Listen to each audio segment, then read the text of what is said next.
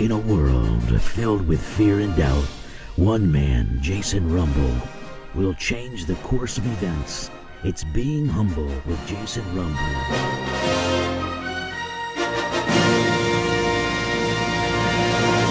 All right, everyone. Welcome to the first edition of Being Humble with Jason Rumble. My first guest that I get to interview is a pro wrestling manager. He is a published author of many wrestling books and things of that nature. He's a DJ. He is a school teacher. And he also helped put on COVID Con 2020. The first of its kind was a virtual reality brought to you over the internet, basically a convention with gimmicks on sale. I know it had me entrenched all 3 days. Without further ado, let me bring him on in. Also, I have to say this. He's a fellow Pro Wrestling New England Hall of Famer, class of 2010. Yes. I'm class of 2014. Without further ado, let me bring in Kenny Casanova. Yeah. Well, thank you for Yes. that. Sure. Yeah. So you watched the whole COVID con? You watched a bunch of it, huh? Bro, I was enamored for the 3 days. I texted you that night. I became friends with you. Oh, okay. I hit you up on Instant Messenger.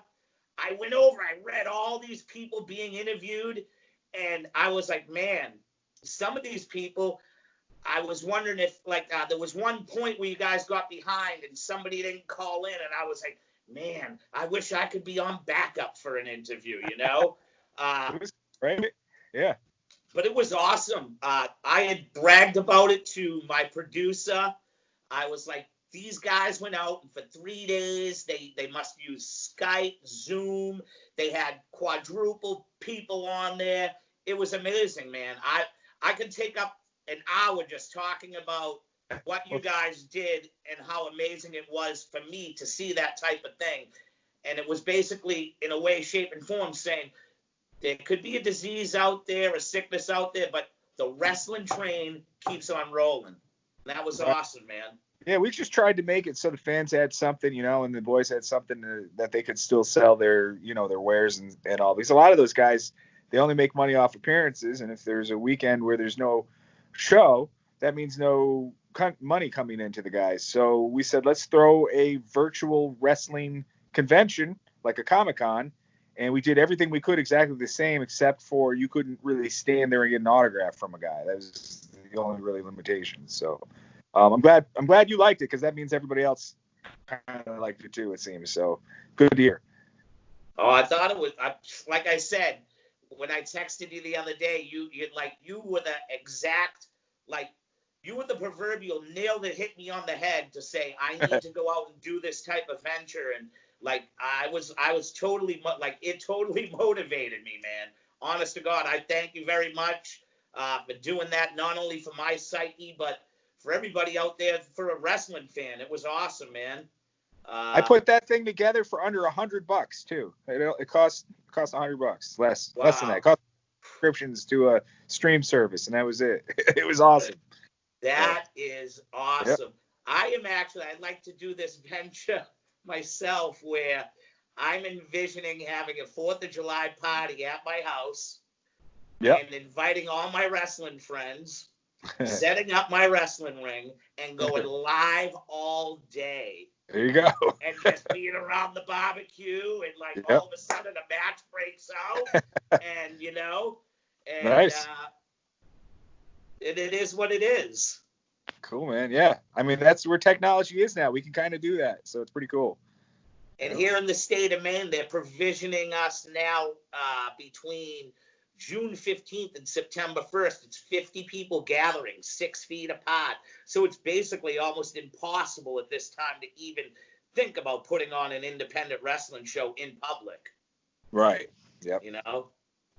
Which is sad. But we can get to more. First and foremost, who broke you in? Okay, so I started going to a promoter's school in around 93, 94. Guy's name was Bob Bailey out of the promotion was USWF. Yeah. And the main trainer at the time was a guy named T.C. Reynolds out of Pennsylvania. But what would happen is every weekend there was also a show, so they would bring in other guys that would help train. And those were more memorable names because he would convince like the headliners, whoever on the show, the names come over. So some of them included Tom Brady quite a bit, a guy named King Kalua, who was actually Tom Brandy's. ICW, baby. Tony, Yeah, man. All of Tony Rumble's footage. When I inherited his name, Yeah. I was in his files for literally a week. My girlfriend at the time was like, "You're more interested in that?" I'm like, "You don't understand. There is history in these things." But anyways, you talk, you go on. More people that came in. King Kalua, let's see, Superfly Snuka was around a lot. King Bundy was there. Bam Bam Bigelow. He was probably one of my first matches, Bam Bam Bigelow.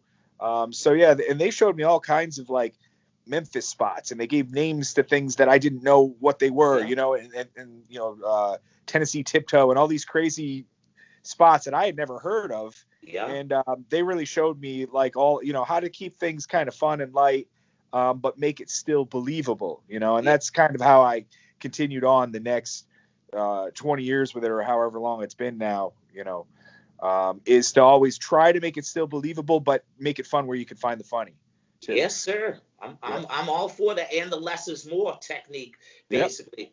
Yep. The veterans were huge. Like you were 94, I was 97, and I try to tell a lot of these young guys when I first broke in, them locker rooms had Santana, Slaughter, Snuka, George Steele. It wasn't filled with guys that are just breaking in, and they thought that just the matches that they talk about was like the wrestling word, so to speak, if that makes any sense. That it was so important. I think that this generation of wrestlers that are coming through, we had it made, man. I honestly believe we had it made. These guys will never be able to rub elbows with any sort of locker rooms like that, because when these stars of nowadays come off a contract, they're not going to look for indie bookings and go rub elbows with people in a VFW hall. Yeah. They're off to looking for acting gigs and stuff like that. It's a little different now. Yep.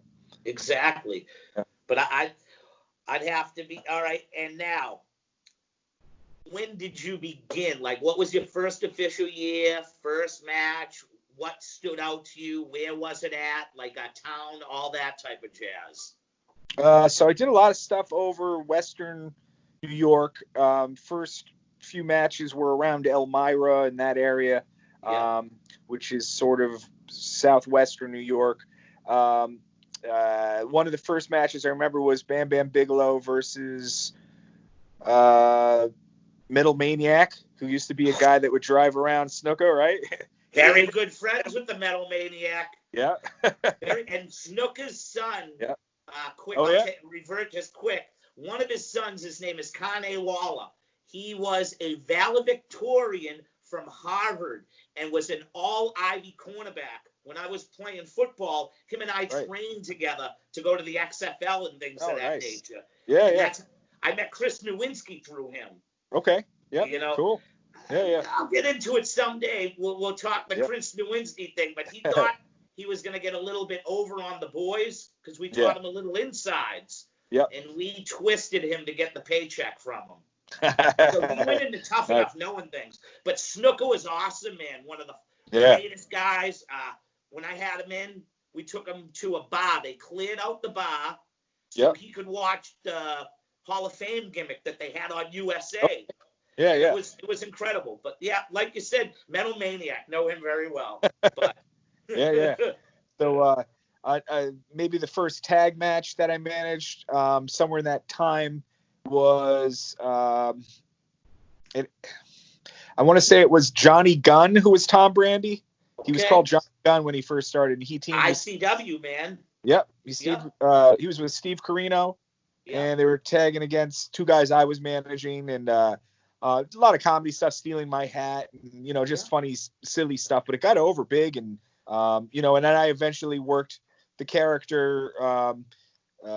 Just kept growing from there. Like I started out being kind of kind of goofy with a little tiny bit of an accent. And then I said, the accent is too cheesy. I'm going to drop the accent, but I'll work in karaoke is what I started doing. So I started singing Guys to the Ring, and I would sing the worst songs that I could think of. I'd sing Britney Spears as my guy's theme song, and then that worked. So it was a lot of like trial and error, and eventually building on top of that. I started out wearing like comic book type T-shirts underneath a dress jacket, and I evolved that into more fluffy tux shirts, and it was just little steps, building until a few years in, I was pretty confident with what I was doing, I think. A lot of people I noticed this, that definitely people they take a little bit from you, and I'd have to say there's a guy, Joey Eastman, that I've heard that a lot. Joey Eastman has definitely took a lot from what you have done, and it twisted the Andy Kaufman character. Yep. Yeah, I heard that a bunch, and I've only really talked to him a couple of times because I started slowing down when he started coming in. Yeah. But yeah, he looks and acts and does a lot of similar things that I've done. That's fine. Because I know I'm still better than him. So. Yep, Joey's a great guy. I know him from the New England wrestling scene. Just by the veterans that you mentioned, all these guys were when Tony Rumble, my mentor, was running International Championship Wrestling for the Savoldies. All these guys were going for the Savoldies. Chippendale, Tommy Dreamer, Tom Brandy. That's how Carino influenced me to get into the business. I was at a local Century Wrestling Alliance show for Tony Rumble. Intermission came, and after intermission, I see this skinny dude come out with long hair and wrestle. And I had probably seen the 1, 2, 3 Kid, and that was about it for small guys, But Skip from the Body Donners looked big, you know what I mean? So the perception, when I seen Carino, I was like, all right, I think I could do this. Yeah. And yeah, man. There you go. Amazing. But like, so just Joey's told me too, he used to do the same thing that I did. I would go to the Salvation Army and look for the worst crap that I could find. Like just ridiculous. Like it wasn't uncommon for me to shop in the maternity section of Salvation Army, and then I would find this crazy stuff. And he said he did the same thing. So I mean, that's kind of where the look came from. Yeah. So man, you probably heard before too. I think Jimmy Hart quotes Dick Clark a lot in his interviews, and he says that if you look like the audience, you'll be sitting out with them. So you have to constantly make your look totally different, look totally superstar, or crazy, so that you don't just look like a guy sitting in the front. So maybe if that helps a guy that's in wrestling now that wants to wear just a wrestling shirt and the jean cutoffs or whatever they do. I'd say go the opposite. Go totally crazy and weird, and that's how you'll be remembered. And that was a big thing. The perception of the indie wrestling fan too. Also, if you don't show up in your gimmick to a certain extent, if you just dress like the indie fan, they'll never believe you make money, even though you don't make money, because you're supposed to fool them. I know this through my gimmick over the years. I would dress nice, and then pertaining to my gimmick, I would make sure that every show I go to, I show up in brand new sports gear that none of the audience could ever afford or even could duplicate. And then during the wintertime, I have a few different fur jackets that I show up with. So I try to perceive myself as, I may have jeans on, or I may have a Patriots jersey on, or a Celtics jersey. It's a jersey nobody else could touch. I'll usually have brand new Air Jordans on. And I try to make myself look bigger than the perception, because that, like, just the way you said it, it's fooling the eye. It's little nuances. Yes. Little nuances. Like I think I used to do at the shows itself once the show would start. And I'm not sure if promotions you worked on worked the same way, but for me it did a lot. Everyone wanted to be a wrestler. There weren't a lot of managers at this time, so I would end up managing a lot of guys on one show. So I'd have 3 or 4 matches sometimes. So I would bring a costume for each guy. and change in between matches, almost like fair sports ceremony. I come out a couple times, try to look different, try to match my guy, or wear something that complements along with the guy that I'm managing. So I always thought that was important. Yeah, true that. There was a guy I used to travel with named Quentin Michaels, and Quentin used to bring 4 or 5 jackets. That's the way. 4 or 5 jackets, 1 suit. If it was like, and he knew everybody who was managing, he'd bring khaki pants and like a shirt that he could put over a thing if he was managing a preppy dude. I always loved that. Yeah. Promoters would tell me I really didn't need managers, but for some reason, as a heel, just growing up and watching 80s wrestling and seeing the Grand Wizard, Captain Lou, I didn't care if I knew how to talk. I just wanted the manager in my corner because I felt it even enhanced and made me to be more of an asshole, so to speak, Yeah. Now, why did you get into the business? Who was your influences? I always liked managers and stuff like you're saying now too. Captain Lou Albano was one of the first guys to kind of give me a little bit. I didn't think I ever could get in. I didn't think I was big enough. I'm 5'11", so watching WWF growing up, you had to be a giant, So I always said, I'll never get in or really anything like that. But when I was living in Captain Lou Albano ran an independent over in Vestal area, I think it's called, and in high school, a kid told me that his mom was selling tickets, and if I wanted to sell tickets too and help fundraise, I could go to the after party and hang out with all the wrestlers. Oh, wow. And if I hung up some posters and this. So I did that, and I got to the show. They even let me bring some of the guys' gear back to the locker room. And at the end of the night, we went into like what I believe was this is a SUNY, like State University. It was at a college. They used to. We went in the back into which must have been like a teacher's lounge eatery that had booths and stuffs, and all the wrestlers were there. And it was like Tony Atlas, Colonel De Beers, the Samoan SWAT team, Misty Blue, and Captain Lou Albano was there. And I went over and saw Captain Lou, and he ate chicken wings with me and talked to me for a while. And I told him I wanted to get into it, and he was just kind of like, making me feel like it was possible. And he signed autographs and gave me pictures and stuff. And I didn't forget that. And for maybe 5 or 6 years, I thought about it, and then eventually I heard that there was a school opening up near us, and then I went over there, and then so it took a little time, but Captain Lou was kind of the bridge that made me feel like I could get in there because he let me in a little bit, Yeah. So Captain Lou used to come in for Walter back in the day, and Tony Rumble. Yep. A lot of those guys. That's hilarious, man. But still. Hey, speaking of Walter, did you know Walter Jr.? Do you remember him? He's passed. I was going to bring that up. I got that later in here. I managed him a lot. I managed versus in Big Big Bob. Yep. That's how when I asked you the other night about Zachary Springate. Okay, yep. And we've worked shows together too, but I know him more than just passing, saying hi, and talking to him in a little locker room. Yep. Never really hung out much with Zachary, but know him and know of him quite a bit. So yeah. There was a group of those guys that used to travel down on Saturday and Sunday. They would come in on a Friday, and Walter would give them the key after he started to know them. So they would come down Friday, Saturday, and Sunday, drive all the way down from Syracuse. And they were there for about a year straight. And I remember Bob. He was a UPS delivery driver. Yeah. And he became Killer Kowalski Jr. Yep. Walter gave him his gear, the whole 9 yards, man. Yeah, man. I remember going into a store like a Dick's Sporting Goods or something. They had a clearance, and I bought a size 21 Air Jordan for him. he took a massive shoe size. It was ridiculous. Yep.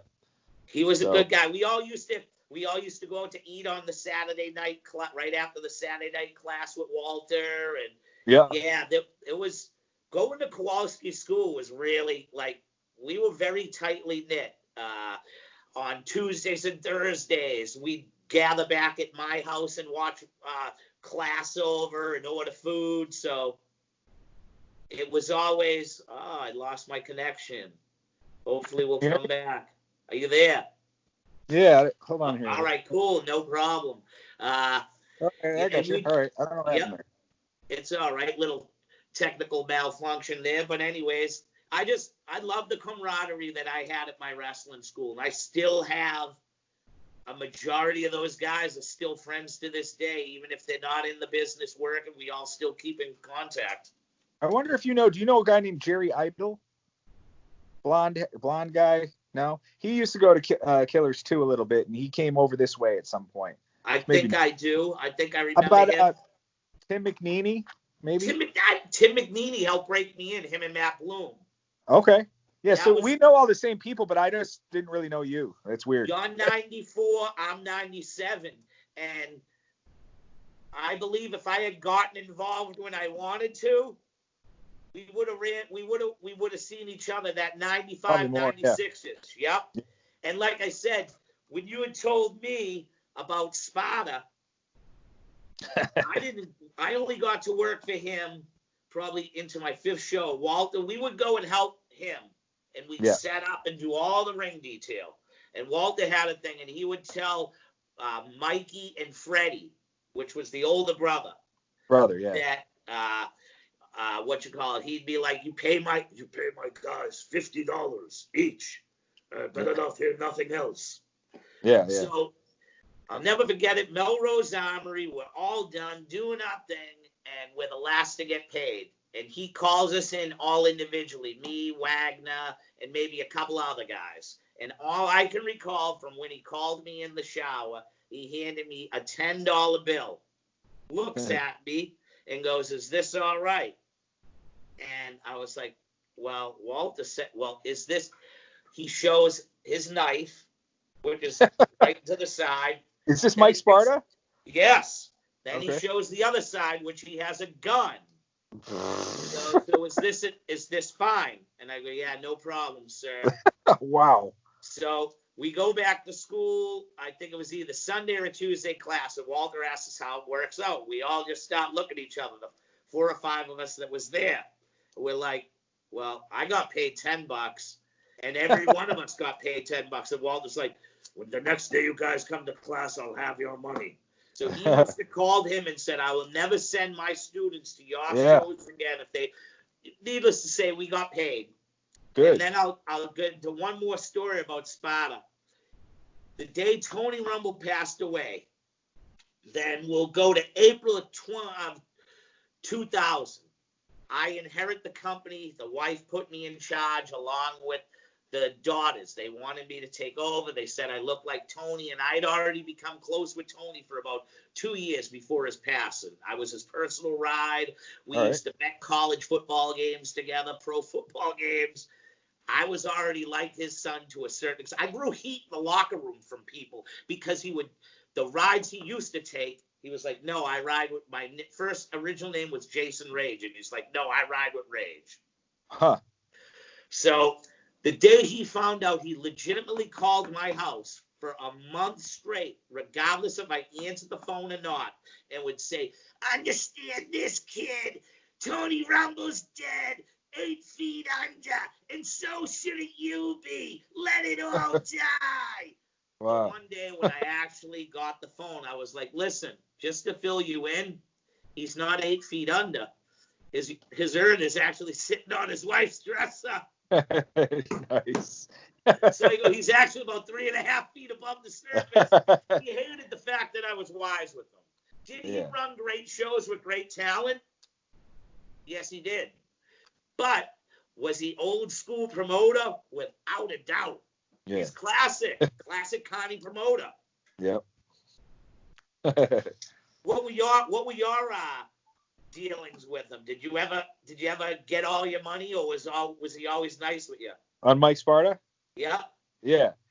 It was quite often, we'll get you next time, and then next time didn't come. There were days where you would go out he did a lot of triple shots. Like you'd show up, you do a Friday night show, a Saturday night show, and a Sunday afternoon or something, and you might get paid for one day sometimes, and the other 2 days, they say it'll make good for it the next week. You come the next week, he might give you that, but then he'd short you the end of the week, so he's still making out, so he always had a little snake kind of scam going on with pays everywhere across the board. Oh yeah. That's why Walter always used to tell us, watch him. Yep. You know? Oh, Used yeah. to tell us all the time, watch him. The Hall of Fame being inducted in 2010. How did you feel about that? What were your, what Yeah, was that your was feeling cool, when man. Joe Bruton called you? Yeah, I didn't expect it. And it came out of the blue, and he pretty much wrote me an email, something like, the way that it worked was like, hey, I was wondering if you're available, to come that weekend. Yeah. And I was like, yeah, I could come, but you should really be inducting me, Yeah. and he's like, well, that's what I meant. I was like, oh, all right, So, and I said it as a joke, because looking at the rest he was inducting, it was like, let me see if I remember right. I think it was Snuka and Zbyszko, and there were some pretty big names involved, and I was in the mix. I was like, wow, that's pretty cool. And Joe's Yeah. always been good like that. He Yeah. works in local guys right along with the names and stuff, and tries to give everyone a little bit of a polish if they deserve it. So it's pretty cool. Yeah. Yeah. I got the honor and privilege of 2014, and I'd have to say that my class was pretty good. The three headliners were basically Valentine, Jim the Anvil Neidhart, and Harley All right. Race. Oh, nice. And, All right. Yeah. Yep.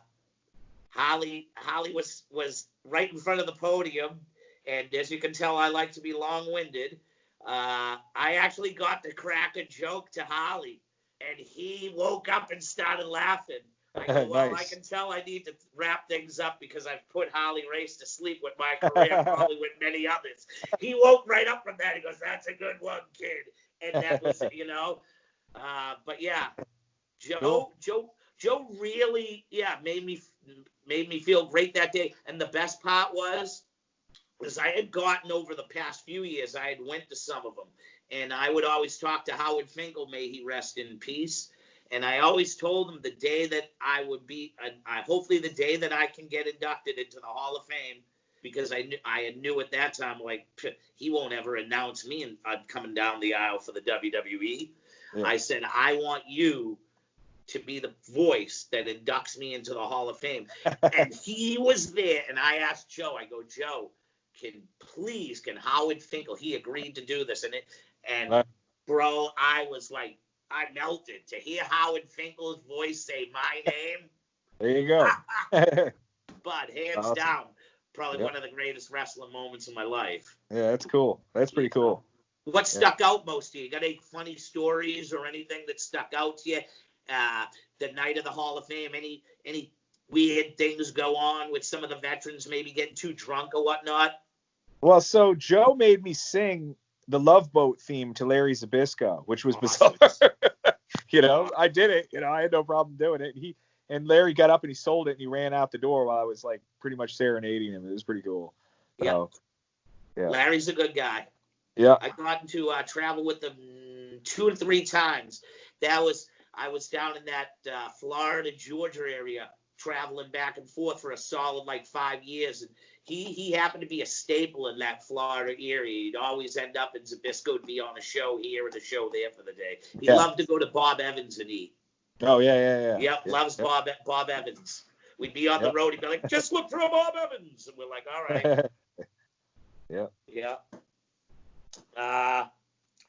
People we both know. I read through some of the people that you managed, and I noticed that you managed a very good friend of mine by the name of Damien Sandow. Oh, okay. Yeah. Well, he worked a lot with me at Mike Sparta's. We were just talking about him, and that's where he got a lot of his work early on. And man, when he first started, I'll tell you, he had very little of any charisma. And I remember sitting with him in the back and trying to get him to laugh. He was very serious and quiet and shy. Sparta's like, get him to be animated more, Mike Sparta. So we're sitting behind. He used to set up how do I explain it? Like a canopy gorilla kind of thing where you would walk through a pop-up canopy kind of thing with curtains and stuff. One of those deals. And they would sing the national anthem. And I would tell Aaron Stevens, you got to sing with me. And we would sit behind there and sing the national anthem horribly along with the tape that they were playing. And he kind of would get into it. And then eventually just started being more goofy. More we saw him, the more he knew he had to be a goofball if he was hanging with us. And he did. And I mean, if you fast forward 15 years after that, and he was totally right. You know, the ball went rolling, and he was right with the whole idea of being animated and fun and stuff like that. So I can't say I'm responsible for that, but I know I was there early when he first started doing some of it. You know, Yeah. I kind of like the fact that I was able to see him grow, because I was there maybe his first couple of days when he started wrestling. He started very with Mike Sparta. Yeah. So. I can say this. I remember him from day one walking into Kowalski School, him and his father. He used to stand there. He used to stand there like an English soldier guarding the palace, man. Very stiff when he started.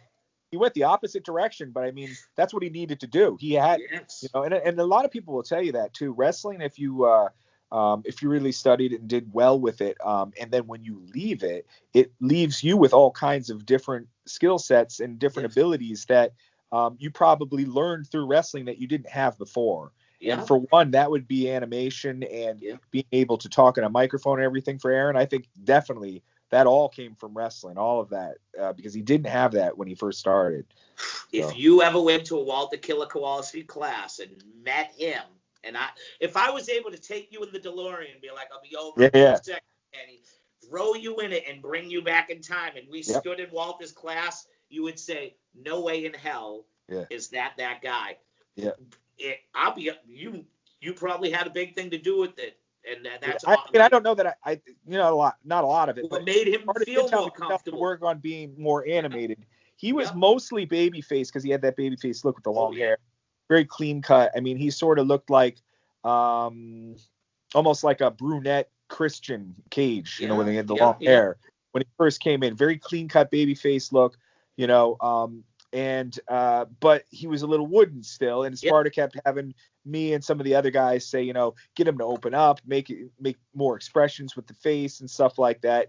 And like I would guess he was booking him as a favor to Killer Kowalski at the time when he first started with him early in.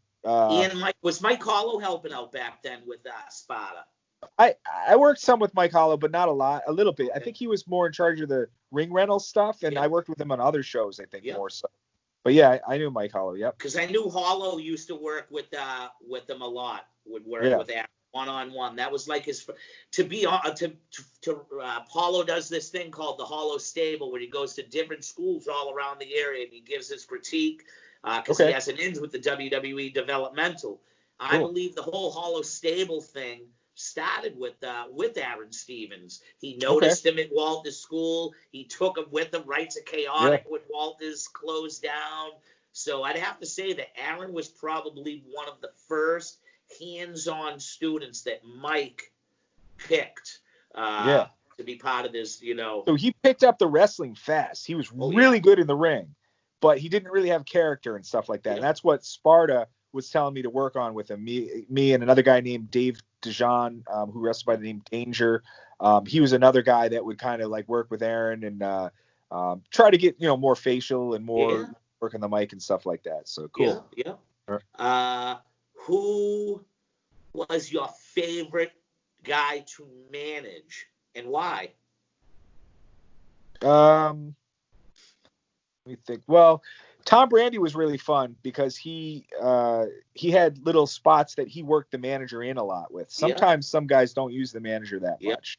And if you try to crowbar your way into a spot, it doesn't, you know, they might ignore it. You could kind of get the feeling, you know. So Brandy, as far as like recognizable names, was really good at using the managers, as was his trainer, King Kalua, who probably taught him that.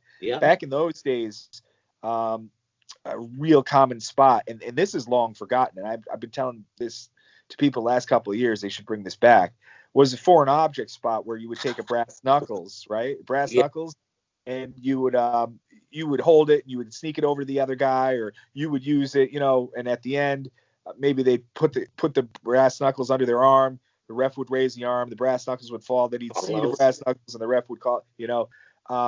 George the Animal Steele was a big use of foreign objects when he was loved it. Hide it, right? He could put it stand over the buckle. and poke it up in his tights, and you know you couldn't see it. He'd work a whole match with something in his hand, but keep the ref at an arm's length away so he couldn't see it. he would conceal the weapon but have it out where all the fans behind him could see. He would spin around in the ring so all the fans would see it, but the ref would be the one guy who couldn't. If a guy were today to take that foreign object as a gimmick, take it on as a gimmick and use it again, it would be brand new because it's so lost now. And it's an art form that nobody's really done. That I've challenged a number of wrestlers to become the brass knuckles guy and use it every match and make it your gimmick. So that challenge is out there if anybody's listening still. Well, I happen to be 48 years old, and I'm always looking to throw a new mix into my devilish character. And I might have to send you the footage. Bring in it order back. to keep up with these young whippersnappers, I may have to go back to the old school style. You know what I mean? Yeah. I'll be like my internet manager, Kenny Casanova, told me to come up with this trick right here.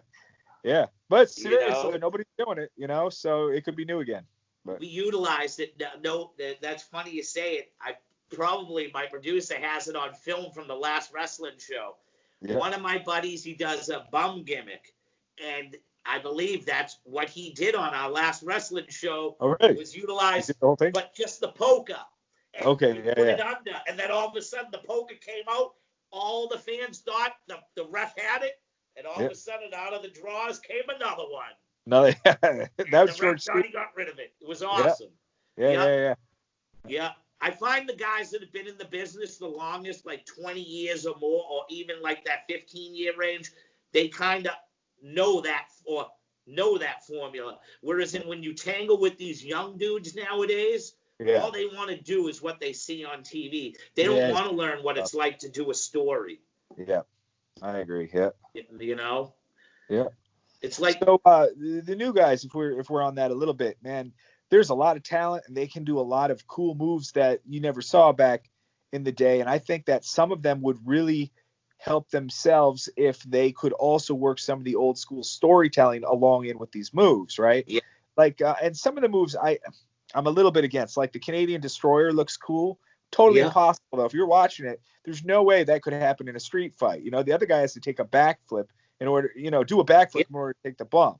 Or, the same with the guys that jump off the top rope and hit 5 guys who are waiting for them outside of the ring. Yeah, I've never would been make a more proponent sense. of that, but I do use a Canadian Destroyer. I am guilty of that.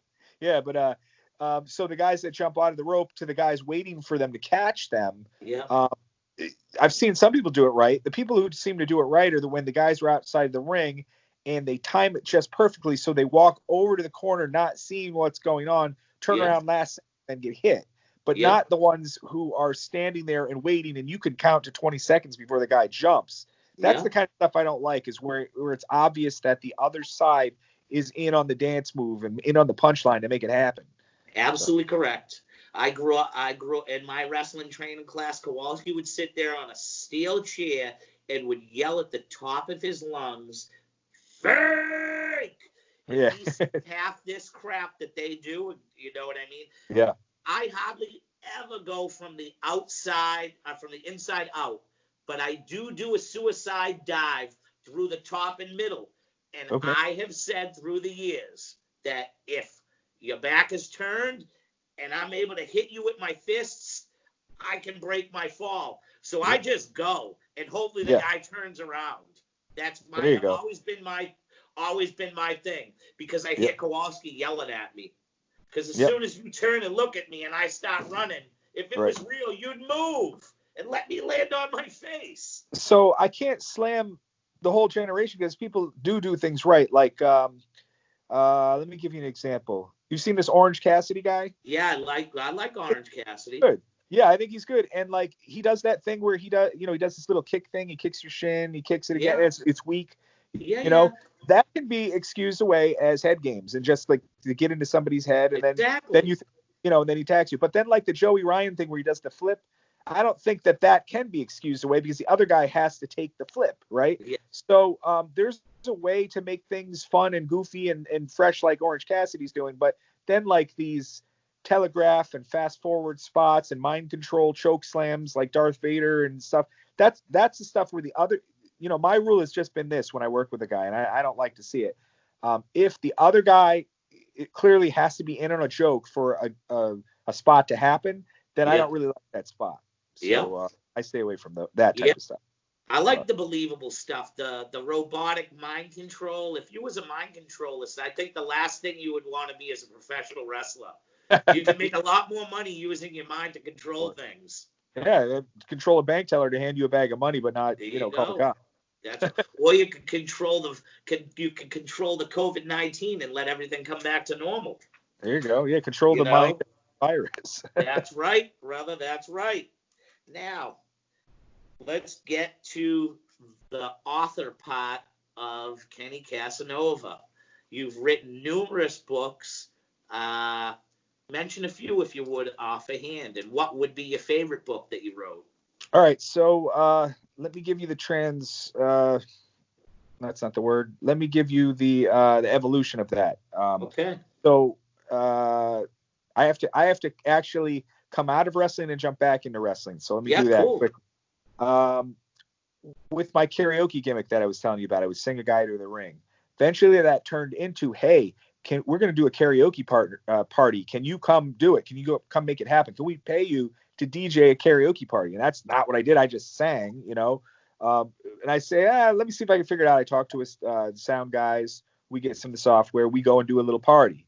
That turned into, can you become the regular karaoke DJ at a bar every Friday night? So I took that gig. That turned into, can you also do Saturdays? Now, when that came to Saturdays, that would mean I had to decide whether I wanted to make $300 a night DJing, or $50, or maybe a hot dog and a handshake from Mike Sparta. So I started taking the Saturday DJ gigs because they paid well. All right. Now, so that takes me out of the international. I don't want to say international. That takes me out the regional spotlight as being like someone that some people know, and then I'm more just known in a city or two that people would come to for karaoke. That turned into, now you want to be our wedding DJ. Now that bumped me up to making like $1,200 a night. So I stopped doing a lot of the little gigs and started doing the big higher paid stuff. But now I'm becoming more of just like an MC professional, less goofy, creative stuff. Yeah. And I'm doing less wrestling, but more of these wedding gigs, and thinking, how can I still do the wrestling stuff? Yeah. Then saw Kamala lost both legs to diabetes. Yeah. And I had him chief for him a number of regional, you know, in the Northeast.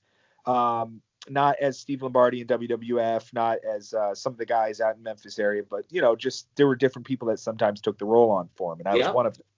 So I called him up. I said, hey, Kamala, you know, why don't we write a book? Because I'm also an English teacher, and that was my week job, you know. And I have writing under my belt. I had this sci-fi book, this time travel book, like you were talking about. I got to introduce you to my friend who's a published author. His name's He's the guy I told you, the Sidewalk Sam. Oh, okay. Like, that's what he's writing about right now. But anyways, you got to get to you. That's a whole different thing. Yeah, okay. So I wrote that, and I was just about to get ready to put that out, and then I saw this other thing, and I said, you know, I could get back into the wrestling and it wasn't that I was away from it, because I still would do it, but I just didn't have, I would do like 3 months of weddings and then one show, you know, and it was different to every weekend of gigs, you know, for wrestling. So I said, let me write this. And he said, well, Kenny, I think that it sounds like a good idea and maybe it could help, but I need you to talk to someone that kind of helps me with my money. So he gives me a phone number, and I call him up, and it was Coco Beware. And I'm like, Coco Beware is your financial advisor? And he's like, yeah. Coco's like, well, I want you to do and treat Kamala right. Treat him like he's your daddy, you know, your grandfather. It was comical. Like, it was really odd, because I picture him singing like the high energy, you know, kind of stuff. And but you know, I grew up with these guys, you know, watching them on TV. So to sit and talk business with them was strange for me, but I did what he said. Picture him as being like my grandfather or my father, and don't try to screw him over. The guy really needs help, you know, and I had that mindset coming in. But to hear it spoken that it would be nice for you to help the guy and to really go by your word, in that you want to help him with the book, and you're not just trying to make money, but you're trying to do a fundraiser for Kamala. And I said, sounds good to me. Let's do it. I mean, that's really what I offered. So we went full force in that. We made him like $60,000 off of a book. And the reason why that was able to happen is because I shopped it around to different publishers like Triumph and ECW Press and different publishers that did wrestling books. Yes. But basically, the way that those work is they give the guy like 4 or 5 thousand in some kind of advance, and then they give him a royalty off of each book. So when it's said and done, a Hacksaw Jim Duggan will have maybe made $7,000 off of his book. But the reason for that is if he wants to sell a book at his table, he has to pay wholesale, the same as everyone else, for that product. And that product would cost $12 for one book to put on his table to sell. And I said, if I can figure out how to print it and write it and publish it and become the mini publisher for you, that's how we're going to make more money. So I did. I learned all of that stuff on the publishing end, found a book printer that would print a book at like $2 a piece after I've written it and set it all up. And we're saving $10 off of each book that would have been just handed over to a publisher. And that's how we figured out how to make the fundraiser work for him. Plus I have some web design background. So I made the outline so you could buy the book on his own site. So there was no Amazon or Barnes and Noble's collecting a middleman money. And then I signed up to Amazon and sold as a third party and made all of the money off the book except for the little royalty that I hand Amazon. So I found all the ins and outs, little tricks to make the most off of a book. And after that happened, why not do it for Brutus Beefcake and Danny Davis and Big Van Vader, Sabu and Tito Santana and all the other guys? Because I already knew how to do it. I had the winning formula that could make them the most money. So if I print 2,000 books and I send them 1,000 book for like a print run, 1,000 books for one print run, now they have all the books and they can walk around and go to these shows and sell them. And when they put it on their table, it costs $2 or less because we took pre-orders and had the book print run paid off to start with. And now they just got all the extra stuff kicking around that they can sell merch, so seems to work. Now I did notice, I believe it was either the Saturday night, the Saturday night of the COVID Con 2020, you guys had Sid on, and Sid was Sid was like, Kenny better write my book. Kenny better write my book. So, and then I remember you saying when it ended, you would probably have some time to start to catch up and do Sid's book. We're working on it already. I already have, cool. And after I finished that, I wrote another 30 pages. We had like 25 pages, 30 pages. Wow. So I doubled that after I talked to him. What had happened was I had started the idea with him a year or so ago. And then I was putting out Sabu's and Big Van Vader's at the same time because we lost Van Vader, and in the process stuff got kind of held up. And then when his son jumped in to help finish everything off, I dropped 2 books at the same time. Like Sabu and Vader came out within a month's time of each other because Vader's was finally able to come out. It took 4 years to come out. In the mix of that, Sid wanted me to do his, and I was trying, but I just couldn't because I was running on getting 2 other books done. So he jumped to another guy, and then that guy, they didn't jive. Now he's come back to me, and he's anxious to get all ready to make it happen. And I had because I'm also writing Justin Credible's book right now, and I'm also writing Bruce Pritchard's book, which isn't announced, but we have 250 pages already on Bruce Pritchard, and he's back to WWE doing a bunch of behind the scenes stuff, so he doesn't have a lot of time. So we've kind of just put it on hold, but we have a product like we could put out in a couple of months if we decided to jump into it, and it will happen. I just told him recently with him being like the main guy in charge of like what should we do over COVID over at WWE. We could push the book back a year and get back to it a year from now when stuff slows down. Do you want me to keep writing? And he says, yes. So the book is coming out. This is kind of on hold with Bruce. I only need to write maybe another 75 pages and it would be good. Justin Credible, we probably got 100 pages or so on this. And now I'm doing Sid's and we have 50. So Sid was just that night. He was like, I want to do it. He got all excited because there were 60, wrestlers on there and authors talking about books about particular wrestlers, and his wasn't ready yet. So I think that's really where that came from. It's cool. He calls me every day. Sid does. It was funny because everyone was joking at the COVID Con oh yeah, Sid's gonna no show. Sid's gonna no show. They kept saying it over and over because he's got this little reputation for missing some shows here and there. And I said, if he does, I'm the one writing this book, so he's no showing on his own author. And I don't think that's gonna happen. You know? I was watching. He came. We had a scare. DDP didn't show for a short time, but we just switched the schedule around and then he made it in. Something happened where he was thinking of. Hold on a second here. My dog just ran down the stairs here. Oh. Sorry. It's Little reality TV action for you. Cool. That's all good. I remember you took a tour through your your memorabilia there during the con. Very impressive. So we'll get to a couple more things and then we'll wrap it up here. What is your 2 cents on the state of mainstream professional wrestling, meaning the 2 major organizations, the WWE, AEW? Let's throw New Japan in there. All right. Okay, sorry about that. So I would say WWE should take a break. I know that sounds like but WWE bores me right now. I don't want to say that, you know, but the no fans thing kills me. I hate it. Yeah. Like, it's just, I can't watch it. It's too different for me. AEW, I think, and they put a few people around the ring. They make some noise. There's energy, and I have no problem. So WWE should either, I guess, do something similar or take a seasonal break or something and just wait a little bit, because it's affecting. They have so many people in the roster. It's affecting their storylines now because who'd they just lose? What's his name? Cruz. Sami Zayn. Yeah, he's not coming because of COVID concerns. They had to strip him the title, and at the same time, you got the girl, the man. Becky Lynch. Becky Lynch is sitting around, home all day, probably quarantined with Seth Rollins, and now she's pregnant and can't wrestle.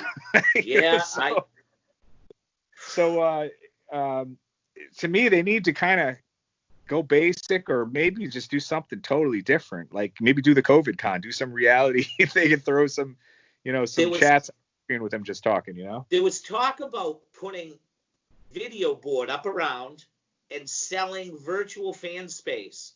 But then the idea came up, well, what if somebody decides to whip out their junk? Yeah, then you got to have some kind of delay and some kind of...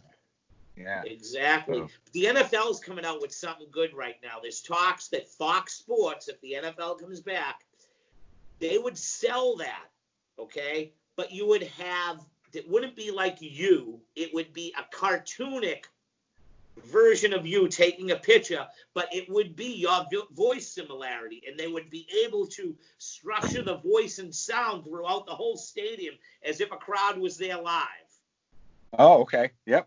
So I bet you Vince could come up with a way where he could make the person a cartoon character, and it virtually moves the way you would want it, and then you could per se hold a sign and that whole thing, I think the whole thing is Monday Night Raw. I don't think he wants to give up that fact of being the longest reigning episodic television program. Right. That's probably it. It's something to do with that.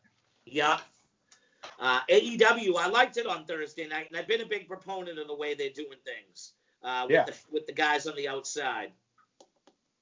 I heard that the noise, just the energy that they make. I think they're doing a little noise enhancement. I was trying to watch it last night to see if that was the case. In a lot of house shows, when it's quiet, or I don't even say house shows, just televised shows. Yeah. From time to time, they'll pipe in fake fan reaction. Yeah. I think there's a little of that with AEW. I'm not positive. I don't think all of those people are making that sound. Yeah. The handful of people outside of the ring.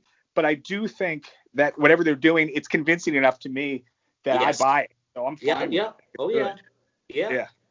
I enjoy it. I think right now they got a good product. Last night I enjoyed it a lot with Jake going out there, opening the show with the promo. Yeah. That was old school right there. That was good. Yep. Lance Hoyt's starting to grow on me too, you know. Yeah. And it was a great reaction, meaning it's like a babyface side of the ring and a heel side of the ring. Yep. And I had heard that Cody had talked to the guy who does the Beyond Wrestling, because that's the way that what the Beyond Wrestling first started, was renting out dojos. And their logic was, can you make the boys pop? And that's how they started, going to dojos and surrounding the ring with the boys for their fans. And from what I understand, Cody had a call with the guy who runs Beyond Wrestling and got some advice from him. And they basically took that idea from Beyond Wrestling. That makes sense. And also, you know, a lot of the wrestlers, I don't think WWE's wrestlers are really trained to know how to wrestle in front of nobody. Yeah. You know, probably you and I have done some real, you know, bullshit indies where the promoter didn't promote and wrestled in front of like a handful of people before and had to figure out how to make that work. Where if you say anything, you're cutting a promo in the middle of the match because they can hear it, because you don't need there's no audience, so they can hear you. So they're learning it, I think. I've watched a little bit more, and WWE is starting to work in the fact that if they say something, it's part of the storytelling now, because there's no mic on them, but we're hearing it. Asuka's the best at it. Asuka's the most entertaining one they have right now that understands it.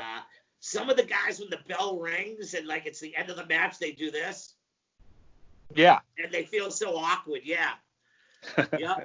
Totally. All right. Well, we're coming up to the bitter end. I'm going to give a quick shout out to my sponsors after this. But if you had any advice for the young guys coming up in the business, what would you tell them? Let me see. I think I'd go back to what I said a minute ago about make sure your stuff doesn't look like the other guy's in on the joke.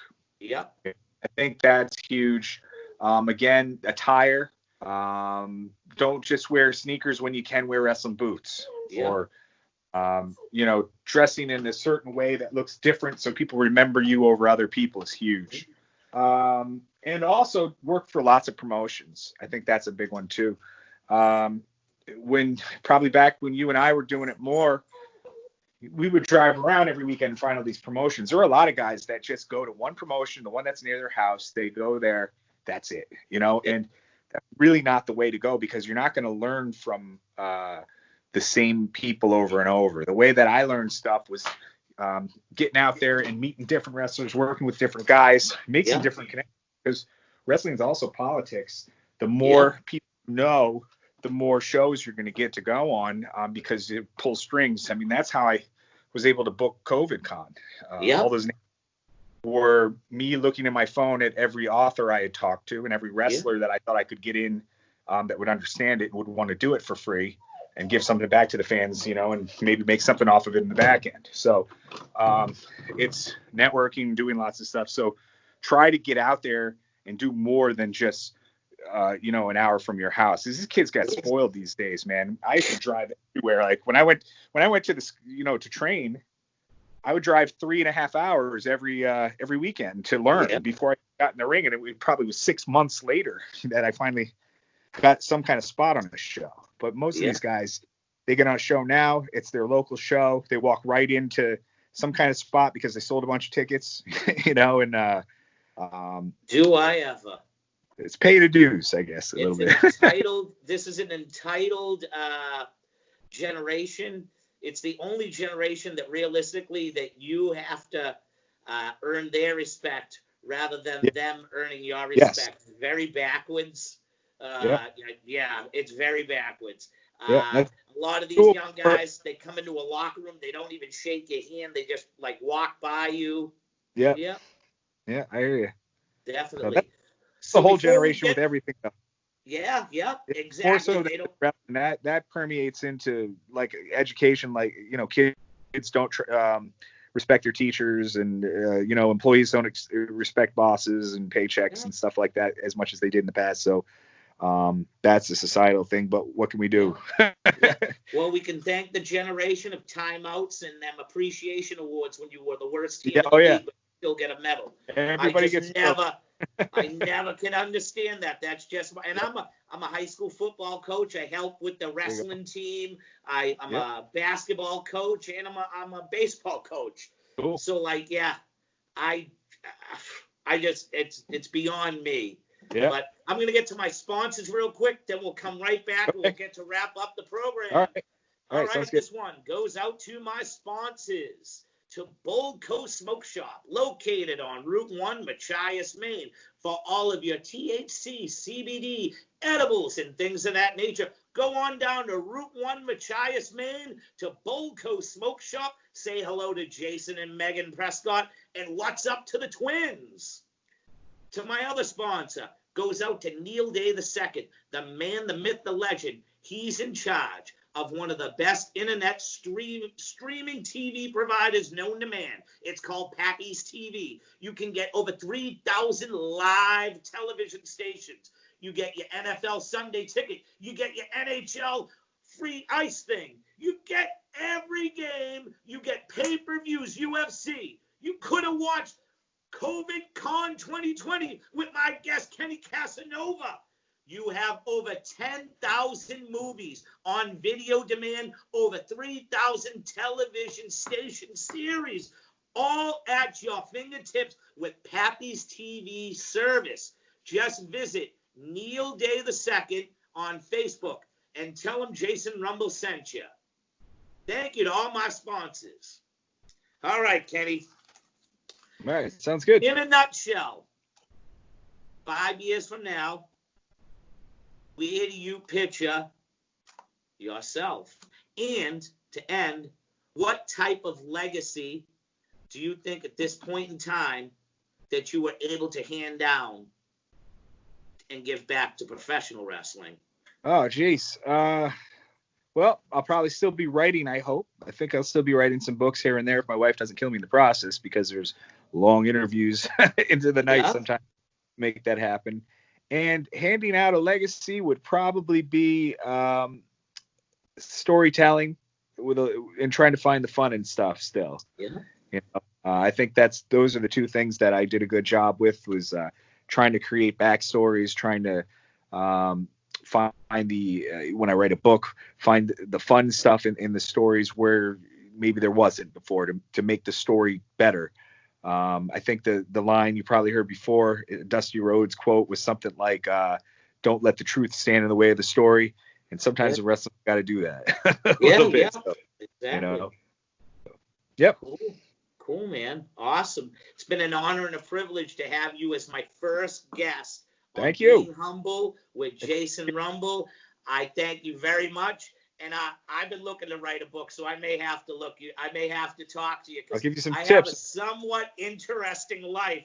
Screw the wrestling part of it. Just the first part to add up how I even was able to get into wrestling and survive my first 25 years could be a book all in its own. But once again, Kenny, I thank you very much for being my first guest on Being Humble with Jason Rumble. I'll give you a couple more seconds there. How can they find Kenny Casanova and the things you do? Promote yourself right now. All right, real quick. All the platforms. I got there first because I'm old. So you can find me, Twitter, Kenny Casanova, Facebook, Kenny Casanova. You can find me at kennycasanova.com. The books are at WOHW.com. So check that out. And the COVID con thing that he's referring to, fans, if you go to facebook.com/groups/wrestling bookmarks. That's the name of the group that we put together, which is basically as many authors as I can throw in there as possible. Also talking to wrestling and putting it up there live. You can find the COVID Con there, as well as Fight TV. Cool. Well, I thank you for being humble. Your words, you never stumbled. And all your answers, you did not fumble. Thank you for talking with Jason Rumble. Have a good one, fans. See you the next time on Being Humble with Jason Rumble.